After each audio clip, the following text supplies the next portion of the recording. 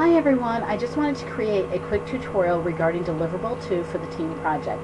Now I know that this week what you're going to be doing is focusing on creating the issue evaluation form, but you're going to be doing it from a persuasive standpoint. So if you're representing the plaintiff for the fact scenario, then you're going to be arguing why the court should hold in your client's favor. And if you're representing the defendant, you're going to be arguing why the plaintiff cannot prove his or its case, and therefore the court should rule in favor of your client, the defendant.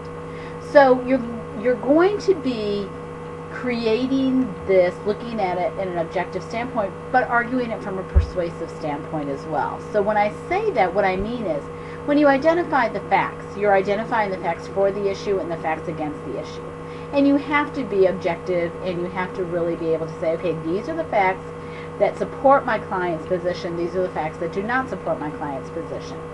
Then what you're going to do with regard to the holding, though, is you're going to state the holding as in the way that you want the court to rule, which means that when you're creating your issue, you're going to be identifying the issue, but how are you going to be stating that issue?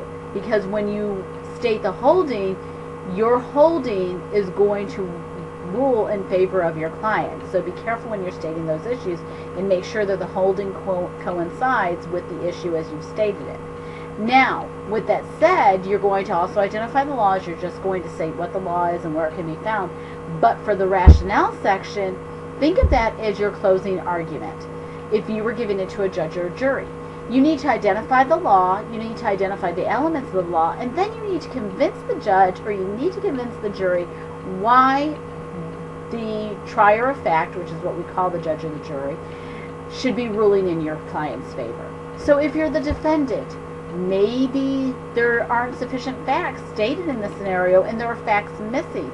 And because those facts are missing, there's no way for the court to say that every element of the cause of action, whatever it might be, or the law has been met, because we don't know, because those facts are missing. That acts in your favor. If you're the plaintiff, you're going to say, no, but all these facts are there, and those are the important facts, and these are the important elements, and if we've met 5 of the 6 elements, then we're good, and you should rule in our favor because that's what the law calls for. So when you're looking at it, analyzing this and arguing it, you're arguing it from that persuasive standpoint. I do still want you all to do number 6 and number 7 because I want you to look at what went wrong. Because from a business standpoint and a process improvement standpoint, we always want to look at what went wrong, because you don't want to have to deal with this situation again in the future, right? Moving forward. So you're going to say what went wrong, and then for the implementation part, you're always looking at it from a business perspective. What could we do to change our organizational processes so this doesn't happen again in the future?